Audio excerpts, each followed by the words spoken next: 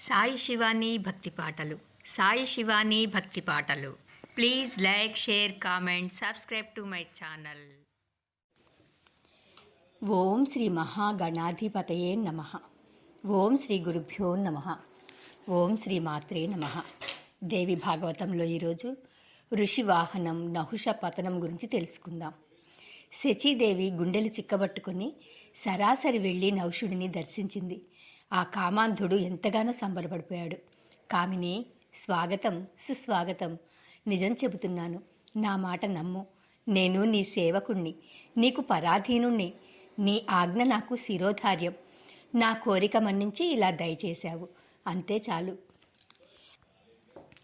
ఓ మితభాషిణి, ఓ శుచిస్మిత, సిగ్గుపడకు. నేను నీ భక్తుణ్ణి. నన్ను చేపట్టు. నీకు ఏది ఇష్టమో చెప్పు, చేస్తాను. నిన్ను సంతోషపెట్టడం కన్నా నాకు కావలసింది ఏముంది అంటూ నహుషుడు ప్రాధేయపడ్డాడు. శచీదేవి తన అసహ్యాన్ని మనసులోనే అణుచుకొని సిగ్గుల్లో రంగరించి చిరునవ్వులు చిందించింది. కృత్రిమ వాసవా, ఇప్పటికే నువ్వు చేయవలసిందంతా చేశావు. అయినా ఒక చిన్న కోరిక ఇప్పుడే మొలకెత్తింది, తీరుస్తానంటే చెబుతాను అన్నది. శచి, సందేహించకు, అడుగు. నీకోసం ఏమైనా చేస్తాను, ఏది తెమ్మన్నా తెస్తాను. అది ఎంత అలభ్యమైనా సరే ఆజ్ఞాపించు అన్నాడు. ఇంద్రాణి ఆశ్చర్యంగా విలాసంగా కనుబొమ్మలు ఎగరేసింది, చూపులు అల్లార్చింది. రాజేంద్ర, చేస్తానంటున్నావు, సరే. తీరా అడిగాక కాదంటావేమో. నమ్మకం కుదరకుండా ఎలా అడగను? పైగా మీ పరిపాలకులలో సత్యవాదులు చాలా అరుదని విన్నాను. తరచుగా మాట తప్పుతూ ఉంటారుట కదా. అంచేత ఏదైనా ప్రతిజ్ఞ చేసి ఒట్టు వేసి నాకు నమ్మకం కలిగిస్తే తప్ప నేను అడగను బాబు అన్నది. శపథం కురు రాజేంద్ర యత్కరోమి ప్రియం తవ రాజానః సత్యవచసో దుర్లభాయేన భూతలే. సుందరి, నీ మాట జవదాటను. నువ్వు అడిగింది చేస్తాను. యజ్ఞాలు దానాలు చేసి నేను సంపాదించుకున్న మొత్తం పుణ్యం మీద ఒట్టు వేసి చెబుతున్నాను. మాట తప్పను. నిస్సంకోచంగా అడుగు. కాదు ఆజ్ఞాపించు అన్నాడు. అయితే అడుగుతున్నాను. ఇది తీర్చావంటే నీకు వశం అవుతాను. ఇది నా ప్రతిజ్ఞ, విను. ఇంద్రుడికి గుర్రాలు, ఏనుగులు, రథాలు ఇవి వాహనాలు.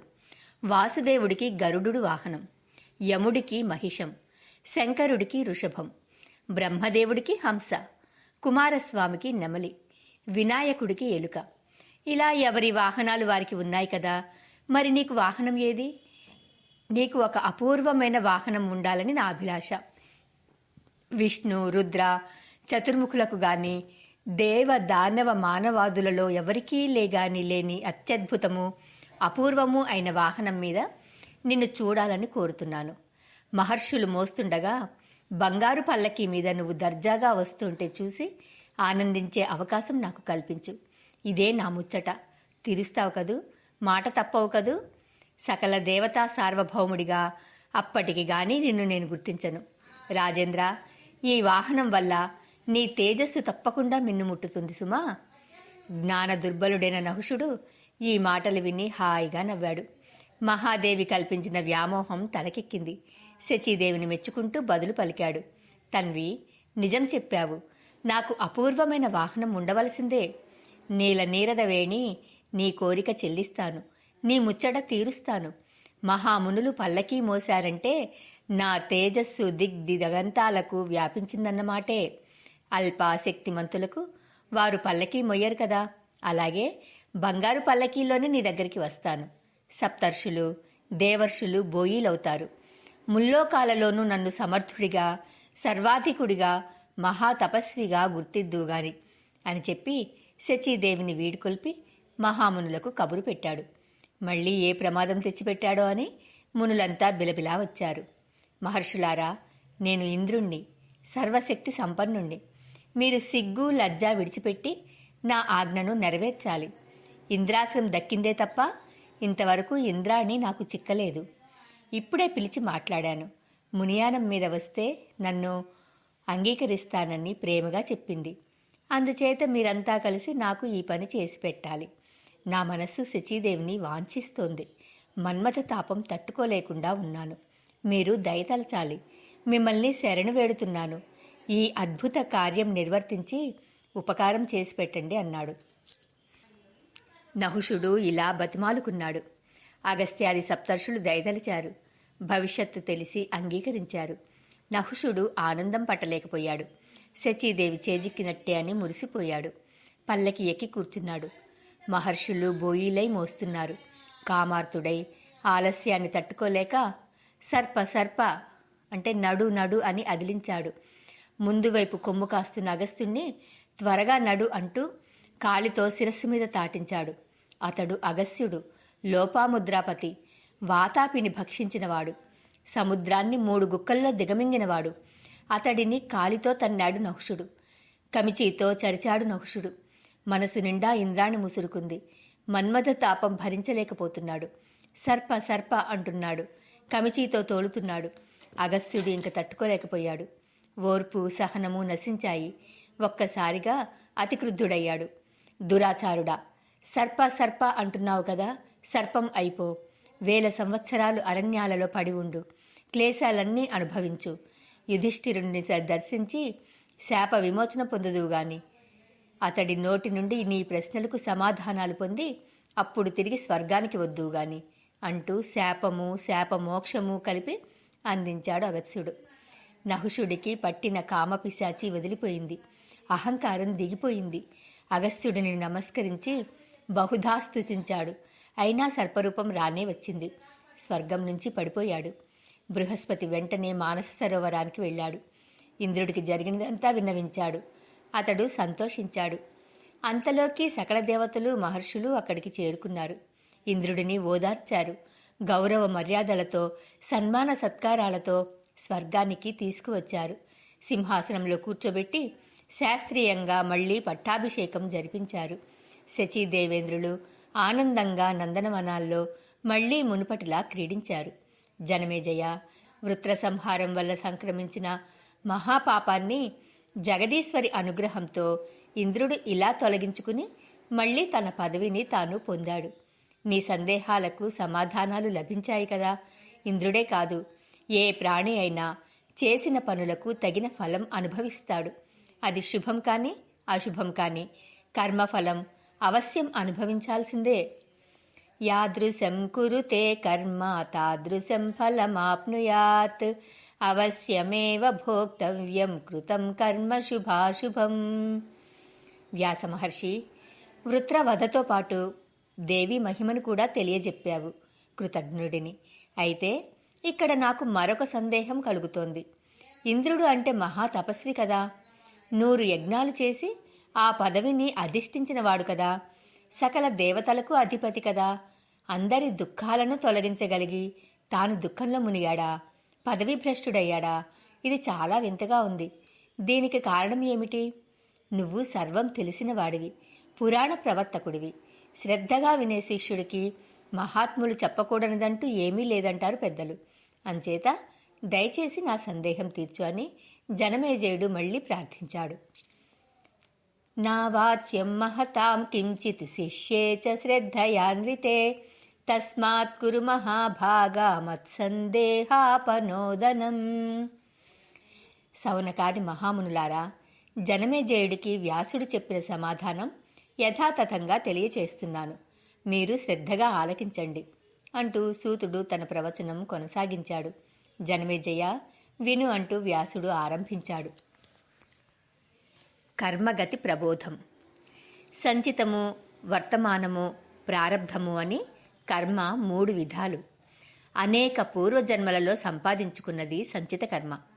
ఇది మళ్లీ సాత్విక, రాజస, తమో భేదాలతో 3 విధాలు. సుకృతం గాని దుష్కృతం కాని సంచిత కర్మ అవశ్యంగా అనుభోక్తవ్యం. కోటానుకోట్ల కల్పాలు గతించిన దేవతలకు ఈ సంచిత కర్మలు నశించవు. అవి అలా ఉండగా ప్రస్తుత జన్మలో చేస్తున్న వాటిని వర్తమాన కర్మలంటారు. దేహధారులందరూ శుభమో అశుభమో ఏదో ఒక కర్మ చేస్తూనే ఉంటారు. చెయ్యక తప్పదు. సంచిత కర్మల నుంచి ఏదో కొంత భాగాన్ని ఇటు తెచ్చి ప్రస్తుత దేహారంభంలో కాలం వర్తమాన కర్మణకు ప్రేరణ ఇస్తుందనుకుంటున్నాను. సంచితానాం పునర్మధ్యాత్ సమాహృత్య కియాన్ కిలా దేహారంభే చ సమయే కాలః ప్రేరయతి నతీత్. ఇలా ప్రారంభింపబడినదే ప్రారబ్ధ కర్మ. ఇది భోగానుభవంతో నశిస్తుంది. దేవతలే కాదు, ఏ జాతి వారికైనా సరే కర్మ ఫలానుభవం అనివార్యం. ఇది నిశ్చయం. అసలు జన్మించడానికి కారణం కూడా కర్మయే. సకల ప్రాణులకు కర్మక్షయమే జన్మనాశం. బ్రహ్మేంద్రాదులందరూ కర్మవశులు కాని పక్షంలో వీరికి శరీరాలు రూపాలు ఎలా వచ్చాయి? ఈ దేహమే కదా సుఖ దుఃఖాది కర్మ ఫలాలకు అనుభవ భూమి. అయితే వీటిలో కొన్నింటికి కాల పరిపాకం వల్ల వేగం వస్తుంది. త్వరగా అనుభవ దశ ముగిసి కొన్ని కర్మలు క్షయిస్తాయి. ప్రారబ్ధవశం వల్లనే ప్రాణి పుణ్యకర్మలు గాని పాపకర్మలు గాని చేస్తాడు. దేవతలైనా ఇంతే. నరనారాయణులు చూడు కృష్ణార్జునులుగా జన్మించారు. ఇది మునులు చెప్పిన పురాణ పీఠిక. అధిక విభవంతో విరాజిల్లేవాడు దైవాంశ సంభూతుడన్నమాట. ఋషి కానివాడు కావ్యం రచించలేడు. రుద్రుడు కానివాడు రుద్రుడిని అర్చించలేడు. దేవాంశ లేనివాడు అన్నదానం చేయలేడు. విష్ణువు కానివాడు పృథ్వీపతి కాలేడు. నాన్ ఋషి కురుతే కావ్యం నా రుద్రో రుద్రమర్చతే నా దేవాంశో దదాత్యన్నం నా విష్ణు పృథివీపతి. ఇంద్రాగ్ని యమ విష్ణు కుబేరుల నుంచి ప్రభుత్వ ప్రభావ కోప పరాక్రమాలను స్వీకరించి పృథ్వీపతికి శరీర నిర్మాణం జరుగుతుందని తెలుసుకో. లోకంలో నుంచి బలవంతుడు గాని భాగ్యవంతుడు గాని భోగశాలి గాని విద్యావంతుడు గాని దానశీలి గాని కనబడితే అతడిని దైవాంశ సంభూతుడుగా గుర్తించు. అందుకనే పాండవులు 5 దేవాంశలనడం, శ్రీకృష్ణ వాసుదేవుడు సాక్షాత్తుగా శ్రీమన్నారాయణుడు. యః కశ్చిద్ బలవాన్ లోకే భాగ్యవానథ భోగవాన్ విద్యావాన్ దానవా వ్యాపి సదేవాంశః ప్రపఠ్యతే. జీవులకు శరీరమే సుఖ దుఃఖ భాజనం. అటుపైని అవి శరీరికి అందుతాయి. జనన మరణ సుఖ దుఃఖాదులన్నీ దైవాధీనాలు. అవి ఏవి దేహికి అధీనంలో ఉండవు. అవసంగా వాటిని పొందటం ఒక్కటే దేహి కర్తవ్యం. పాండవులు అడవుల్లో జన్మించారు. సొంత ఇంటికి చేరుకున్నారు. బాహుబలంతో రాజసూయ యాగం చేశారు. మళ్లీ వనవాస దుఃఖం అనుభవించారు. అర్జునుడు అతి దుష్కరమైన తపస్సు చేశాడు. దేవతలు సంతోషించి వరాలు ఇచ్చారు. ఇంత పుణ్యం చేసుకున్నా వనవాసం తప్పలేదు.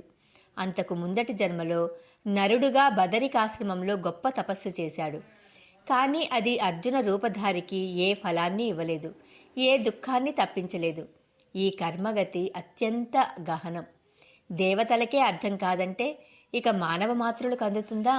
పరమ దుర్జ్ఞేయం. వాసుదేవుడు కారాగారంలో జన్మించాడు. నందగోపుడి గోకులానికి చేర్చబడ్డాడు.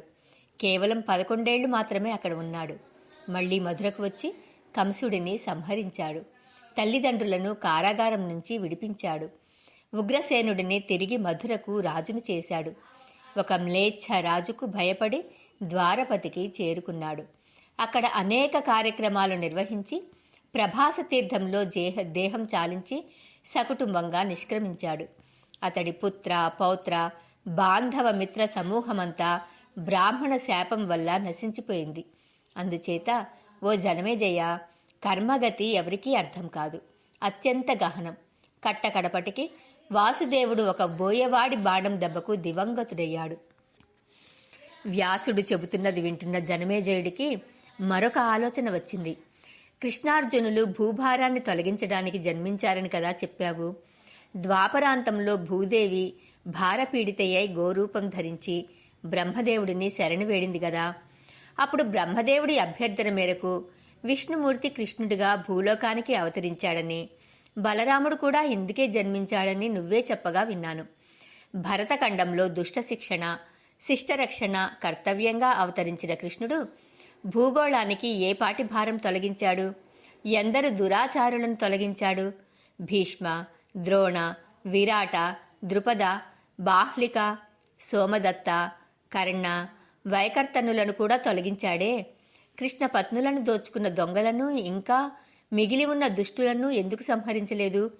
ఆ భీరశక మ్లేచ్ఛ నిషాదులు ఇంకా కోట్ల సంఖ్యలో మిగిలే ఉన్నారు. మరింక ఈయన తొలగించిన భూభారం ఏమిటి? అది ఏ పాటి? ఈ సందేహం నన్ను చాలా కాలంగా పట్టి పీడిస్తోంది. దీన్ని తొలగించు. అదీ కాక ఈ కలియుగంలో ప్రజలందరూ బాహాటంగా నిస్సంకోచంగా పాపాలు చేస్తున్నారు. ఇదేం విచిత్రం? నువ్వే నన్ను సమాధానపరచాలి అంటూ జనమేజయుడు మరొక శంక లేవనెత్తాడు. వ్యాసుడు ఆరంభించాడు. యుగధర్మ ప్రబోధం గురించి తెలుసుకుందాం. జనమేజయ, ఏ యుగంలో ఎటువంటి ప్రజలు పుడతారో కాలం నిర్ణయిస్తుంది. దీన్నే యుగధర్మం అంటారు. దీన్ని ఎవరూ మార్చలేరు. రాజన్, యస్మిన్ యుగే యాదృక్ ప్రజా భవతి కాలతః నాన్యథా తద్భవేన్నూనం యుగధర్మోత్ర కారణం. సత్యయుగంలో కేవలం ధర్మరసికులు, త్రేతాయుగంలో ధర్మార్థరసికులు, ద్వాపరంలో ధర్మార్థ కామరసికులు, ఈ కలియుగంలో అర్ధకామ పరాయణులు అవతరిస్తారు. ఇది యుగధర్మం. దీనికి మార్పు లేదు. ధర్మానికి గాని అధర్మానికి గాని కాలమే కర్త. యుగధర్మస్తు రాజేంద్ర నయాతి వ్యత్యయం పునః కాలః కర్తాప్తి ధర్మస్య హ్యధర్మస్య చ వై పునః. వ్యాసుడు ఇంకా ఏదో చెప్పబోతుండగా జనమేజయుడు అడ్డుతగిలాడు. పితామహ, సత్యయుగంలో ఉండే ధర్మపరులు పుణ్యాత్ములు ఇప్పుడేమయ్యారు? త్రేతా ద్వాపరాలలో ఉండే దానవ్రత పరాయణులు మునీశ్వరులు ఇప్పుడు ఎక్కడా కనిపించరేమే? ఇప్పుడు ఈ కలియుగంలో నిర్లజ్జగా దురాచారులై దైవ నిందకులైన ఈ పాపాత్ములు మునుపటి యుగాలలో ఏమయ్యారు? ఎక్కడికి పోయారు? ఇదంతా నాకు విస్తారంగా తెలియజెప్పమంటూ అభ్యర్థించాడు. జనమేజయ, కృతయుగంలో జన్మించి పుణ్యకర్మలు ఆచరించిన వారు జన్మ పరంపరాబంధం నుంచి విముక్తులై దేవలోకాలకు వెళ్ళిపోయారు. చతుర్వర్ణాల వారు స్వధర్మ నిరతులై సత్కర్మలను ఆచరిస్తే కర్మత్రయాన్ని క్షయింపజేసుకుని ఆయా ఉత్తమ లోకాలకు తరలిపోతారు. రజకాది వర్ణాల వారు సత్యము, దయ, దానము, ఏకపత్ని వ్రతము, అద్రోహము, సర్వప్రాణి సమానత్వము వంటి సాధారణ ధర్మాలను ఆచరిస్తే చాలు స్వర్గలోకం చేరుకుంటారు. ఇది సత్యయుగ లక్షణం. త్రేతా ద్వాపరాలలో కూడా ఇంతే. ఈ కలియుగంలో మాత్రం పాపిష్టులు నరకానికి పోతారు. వీరంతా యుగాలు మారేంత వరకు ఆయా లోకాలలో నిలుస్తారు. మళ్లీ ఆ యుగం రాగానే మానవలోకంలో జన్మిస్తుంటారు. కలియుగం ముగిసి మరొక్కసారి సత్యయుగం ప్రారంభం కాగానే అప్పటి ఆ ధర్మాత్ములు పుణ్యాత్ములు స్వర్గం నుంచి మానవులై భూలోకానికి అవతరిస్తారు. ద్వాపరం ముగిసి కలియుగం మొదలు కాగానే నరకం నుంచి పాపాత్ములంతా మళ్లీ భూమికి దిగుతారు. ఇది కాల సమాచారం. దీనికి తిరుగులేదు. తెలుసుకో. అందుచేత కలియుగం పాపకూపం. ప్రజలు కూడా అలాగే దానికి తగ్గట్టు ఉంటారు. ఎప్పుడైనా చాలా అరుదుగా ఒక్కోసారి దైవవశాత్తు కొందరు జీవులకి యుగ వ్యత్యయం వస్తుంది. క్రిందటి కలియుగంలో సజ్జనులై జీవయాత్ర సాగించిన వారు మరుసటి కల్పాన ద్వాపరంలో జన్మిస్తుంటారు. అలాగే కొందరు త్రేతాయుగంలోకి, మరికొందరు సత్యయుగంలోకి మారుతుంటారు. సత్యయుగంలో జన్మించిన దుష్టులుగా మారినవారు అనంతర కల్పాన కలియుగంలోకి దిగిపోతుంటారు. సంచిత కర్మ ప్రభావం వల్ల దుఃఖాలు అనుభవిస్తూ ఉంటారు. జీవిస్తున్న యుగం తాలూకు ప్రభావం వల్ల అవే పాపాలు మళ్లీ ఆచరిస్తుంటారు. అంచేత జనమేజయ, అప్పటి పుణ్యాత్ములు ఇప్పుడు కనబడరు. ఇప్పటి పాపాత్ములు అప్పుడు వినబడరు. యుగ ధర్మాల లక్షణం ఇది. తెలిసిందా అన్నాడు. పితామహ, చాలా వరకు అర్థమయ్యింది. అయితే ఆ యుగ ధర్మాలు ఏమిటో మరింత వివరంగా తెలుసుకోవాలని ఉంది. తెలియజెప్పవా అన్నాడు. జనమేజయ, తప్పకుండా తెలుసుకోవలసిన విశేషాలే అవి. చెబుతున్నాను విను. యుగధర్మం వల్ల ఒక్కొక్కసారి సాధు సజ్జనుల అంతరంగాలు కూడా భ్రమ ప్రమాదాలకు లోనవుతూ ఉంటాయి. మీ తండ్రికి చూడు, విప్రుణ్ణి అవమానపరచాలి అనే దుర్బుద్ధి పుట్టింది. సహజంగా ధర్మాత్ముడు మహాత్ముడే అయినా కలియుగ ప్రభావంతో అలాంటి ఆలోచన వచ్చింది. లేకపోతే యయాతి లాంటి ఉత్తముడు సంభవించిన క్షత్రియ వంశంలో పుట్టి ఒక తాపసి మెడలో మృత సర్పాన్ని వేస్తాడా? అదంతా యుగధర్మ ప్రభావం. అందుచేత ధర్మ కర్మలను ప్రయత్నపూర్వకంగా చాలా నిష్ఠతో ఆచరించాలి. సత్యయుగంలో బ్రాహ్మణులందరూ వేద పారంగతులు, శక్తి పూజా దురంధరులు, దేవీ దర్శన లాలసులు. ఓంకార సహితంగా గాయత్రీ మంత్రాన్ని జపిస్తూ, గాయత్రీ మాతను ధ్యానిస్తూ, మాయాబీజాక్షర మంత్రాలను ఉపాసిస్తూ కాలం గడిపేవారు. ప్రతి గ్రామంలోనూ జగదీశ్వరికి ఆలయం నిర్మించడం వారికి ఒక ఉద్యమం. సత్యము, శౌచము, దయ మొదలైన మంచి గుణాలతో సత్కర్మ నిరతులై జీవించేవారు. వేదోక్త కర్మలను యథావిధిగా నిర్వహించేవారు. తత్వజ్ఞాన విశారదులై మిగతా సమాజానికి ఆదర్శంగా నిలిచేవారు. క్షత్రియులు నిరంతరం ప్రజారక్షణ తత్పరులై ఉండేవారు. వ్యవసాయం, వాణిజ్యం, గోసేవలకు అంకితులై వైశ్యులుండేవారు. వీరందరికీ అన్నింటా సహకరిస్తూ శూద్రులు ప్రశంసలు అందుకునేవారు. ఇది సత్యయుగం నాటి పరిస్థితి. త్రేతాయుగంలో అన్ని వర్ణాల వారు జగదీశ్వరిని భక్తితో ఆరాధించేవారు. ధర్మ సంస్థితి కృతయుగం కన్నా కొంచెం తక్కువ స్థాయిలో ఉండేది. ఇది ద్వాపరం వచ్చేసరికి మరింత తగ్గింది. కలియుగంలో పూర్తిగా దిగజారిపోయింది. పూర్వయుగాలలో రాక్షసులుగా పేరెన్నికగన్నవారు ఈ కలియుగంలో బ్రాహ్మణులుగా అవతరించారు. వేద ధర్మాలను పూర్తిగా పరిత్యజించి అసత్యవాదులుగా, జనవంచకులుగా మారిపోయారు. దాంభికము, గర్వము అంతటా రాజ్యమేలుతున్నాయి. వీరిలో కొందరు నానా ధర్మాలను చేపట్టి శూద్రులకు సేవలు చేస్తున్నారు. వాద వివాదాలకు కాలుదువ్వుతూ వేద నిందా పరాయణులు, క్రూరులు అవుతున్నారు. ఈ కలియుగం ముదురుతున్న కొద్దీ సత్యమూలమైన ధర్మం అంతకంతకు అన్ని విధాలా కృషించి నశించిపోతుంది. క్షత్రియ, వైశ్య, శూద్రులు కూడా తమ తమ ధర్మాలను విడిచిపెట్టి ఇంతకన్నా భ్రష్టులవుతున్నారు. అసత్యవాదులు, పాపాచారులుగా మారిపోతున్నారు. బ్రాహ్మణులు రకరకాల దానాలు పట్టడానికి ఎగబడుతూ శూద్ర సేవా తత్పరులవుతున్నారు.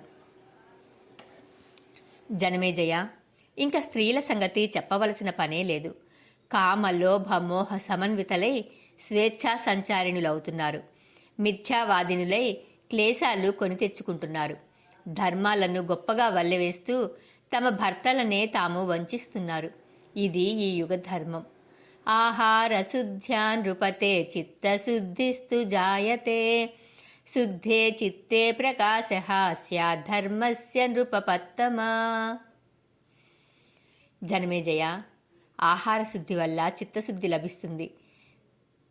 శుద్ధ చిత్తంలో ధర్మం ప్రకాశిస్తుంది. నడవడికలో సాంకర్య దోషం ఉంటే ధర్మ సాంకర్యం ఏర్పడుతుంది. ధర్మ సాంకర్యం వల్ల వర్ణ సాంకర్యం తప్పదు. ఇలా సర్వధర్మ వివర్జితమైన ఈ కలియుగంలో వర్ణాశ్రమ ధర్మాల ఊసే వినిపించదు. ధర్మజ్ఞులైన మహాత్ములు సైతం అధర్మమే ఆచరిస్తుంటారు. ఇది కలి స్వభావం. దీన్ని తప్పించడం ఎవడి వల్ల కాదు. అందుచేత ఈ యుగంలో మొత్తం మీద మనుష్యులందరి స్వభావాలు పాపపరాయణాలే. దీనికి విరుగుడనేదే లేదు. వ్యాసమహర్షి వేదాంత వేదాంగాలను ఆపోసపట్టిన మీరే ఇలా నిరాశ నిస్పృహలకు లోనైతే ఎలా? అధర్మ బహుళమైన ఈ కలియుగంలో మానవులకు మరింక గతి లేనే లేదా? ఏదో ఒక ఉపాయం ఉండే ఉంటుంది. దయచేసి అది తెలియజెప్పి పుణ్యం కట్టుకోండి అన్నాడు. జనమేజయ, అడిగావు కనుక చెబుతున్నాను. ఒకే ఒక్క ఉపాయం ఉంది. మరొకటి లేనే లేదు. సర్వ దోషాలను తొలగించే ఉపాయం. దేవీ పాద పద్మాలను ధ్యానించడం ఒక్కటే తరుణోపాయం. జగదీశ్వరి ఉన్న చోట ఏ దోషమూ ఉండదు. జగన్మాత నామం ఒక్కసారి జపిస్తే చాలు సకల పాపాలను దహించి వేస్తుంది. ఇక భయమేమిటి? ఉద్దేశపూర్వకంగా కాకపోయినా ఏదోలాగా జగదీశ్వరి నామధేయాన్ని ఉచ్చరిస్తే చాలు. ఏ ఏ ఫలాలు లభిస్తాయో హరిహరాదులు కూడా చెప్పలేరు. సకల పాపాలకు ఇది ప్రాయశ్చిత్తం. అందుచేత అంబికాలయం ఉన్న ఊళ్ళో నివసిస్తూ నామస్మరణం చేస్తుంటే చాలు. కలి భయం పటాపంచలైపోతుంది. సర్వశాస్త్రసారమైన ఈ రహస్యాన్ని నీకు మాత్రమే తెలియజెబుతున్నాను. జాగ్రత్తగా గ్రహించి దేవి పాదపద్మాలను సేవించు. బ్రాహ్మణులు గాయత్రి మంత్రాన్ని జపిస్తున్నారే కానీ మాయాశక్తి వైభవాన్ని మహిమను తెలుసుకోలేకపోతున్నారు. సరే మహారాజా, నీ సందేహాలకన్నింటికీ సమాధానాలు చెప్పాను. యుగధర్మాలు, వాటి వ్యవస్థలు వివరించాను. ఇంకా ఏమి వినాలనుకుంటున్నావో అడుగు, చెబుతాను అని వ్యాసుడు ముగించాడు. వ్యాస మహర్షి, ఈ భూలోకంలో పుణ్యతీర్థాల గురించి వినాలని ఉంది. మానవులు గాని దేవతలు గాని వెళ్ళి సందర్శించవలసిన పుణ్యక్షేత్రాలు, మునగవలసిన పుణ్యనదులు, వీటి విశేషాలు, ఫలాలు, తీర్థయాత్ర నియమాలు, వీటిని తెలుసుకోవాలనుకుంటున్నాను. భూగోళమంతా నీకు కరతలా మలకం కనుక వివరంగా తెలియచెయ్యి అని చెప్పి అడిగాడు. చిత్తశుద్ధి ప్రబోధం. జనమేజయ, నదులలోకెల్లా జాహ్నవీ నది ఉత్తమోత్తమం. అటుపైని వరుసగా యమున, సరస్వతి, నర్మదా, గండకి, సింధు, గోమతి, తమస, కావేరి, చంద్రభాగ, వేత్రవతి, చర్మణ్వతి, సరయు, తాపి, అభ్రమతి, ఇంకా వందలాదిగా ఉన్నాయి నదులు. వీటిలో సముద్రాన్ని చేరుకునేవి ఉత్తమాలు, అధిక పుణ్యప్రదాలు. చేరుకోనివి అల్ప పుణ్యప్రదాలు. సముద్రాన్ని చేరుకునే వాటిలో కూడా నిరంతరం ప్రవహించేవి జీవనదులు, ఇంకా ఉత్తమోత్తమాలు. శ్రావణ భాద్రపదాల్లో ఈ నదులు రజస్వలనవుతాయి. వర్షయోగంతో నీరు గ్రామ్యం, కలుషితం అవుతుంది. అరణ్యాలలో పుష్కర, కురుక్షేత్ర, ధర్మారణ్య, ప్రభాస, ప్రయాగ, నైమిష, అర్బుదారణ్యాలు పవిత్రమైనవి. అలాగే శ్రీశైల, సుమేరు, గంధమాదన పర్వతాలు ప్రశస్తాలు. సరస్సులలో మానస సరస్సు ఉత్తమోత్తమం.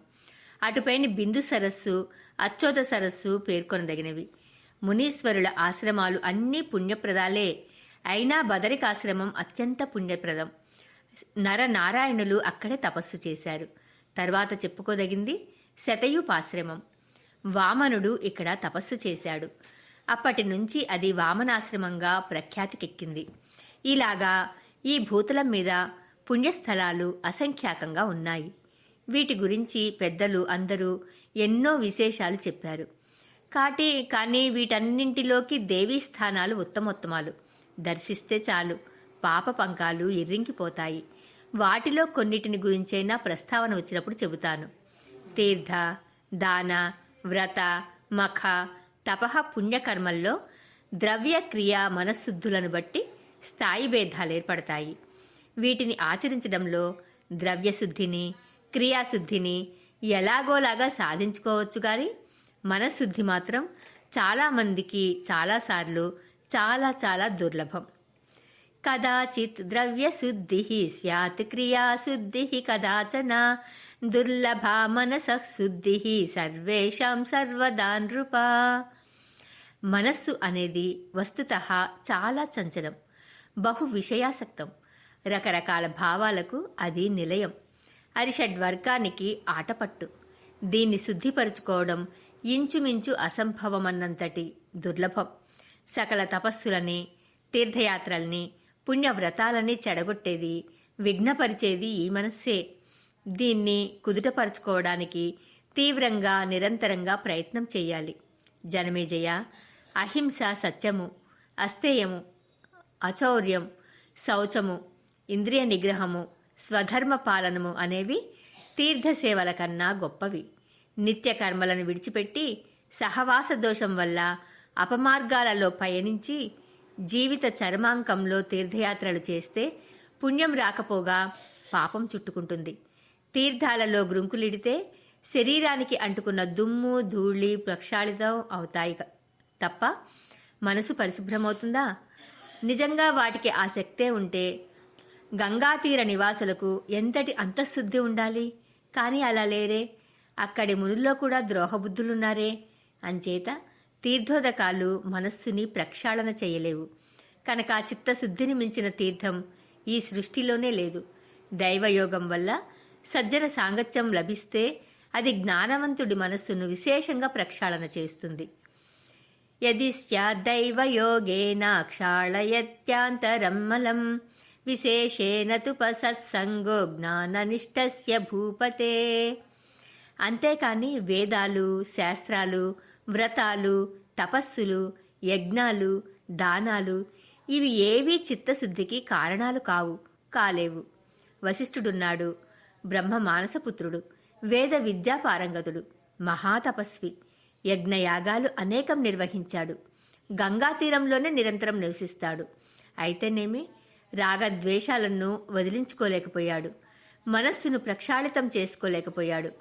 వశిష్ఠ విశ్వామిత్రులకు నిరర్ధకంగా మహాఘోర యుద్ధం జరిగింది. సకల ప్రాణికోటిని ఇబ్బంది పెట్టింది. హరిశ్చంద్రుడు కారణంగా వశిష్ఠుడు పాపానికి గురి అయి విశ్వామిత్రుడంతటి మహాతాపసి కొంగగా జన్మించాడు. విశ్వామిత్రుడిచ్చిన ప్రతిశాపంతో వశిష్ఠుడేమో ఆడి రూపం ధరించాడు. ఆడి అంటే ఒక రకం బాతు, ఆడేలను కూడా అంటారు. వీరిద్దరి ఆడి బక యుద్ధం పురాణ ప్రసిద్ధం. మానస సరస్థీరంలో వేల సంవత్సరాలు సాగింది. ఇద్దరు మహర్షులు రోషాన్ని నియంత్రించుకోలేక మదోన్మత్తులై సింహాల్లా పోరాడారు. వ్యాసుడు ఈ మాట అనడమేమిటి? జనమేజయుడు ఆ కథ చెప్పమని అడిగాడు. కలహ కారణమేమిటి? ఎందుకు పరస్పరం శపించుకున్నారు? తమకు లోకాలకు దుఃఖకారకమైన యుద్ధానికి ఎలా దిగారు వివరించమన్నాడు. వ్యాసుడు ఆ కథ అందుకున్నాడు. మరి ఆ హరిశ్చంద్రుడికి వరుణుడి శాపం అనేది దాని గురించి రేపటి తెలుసుకుందాము. ఓం శ్రీమాత్రే నమః.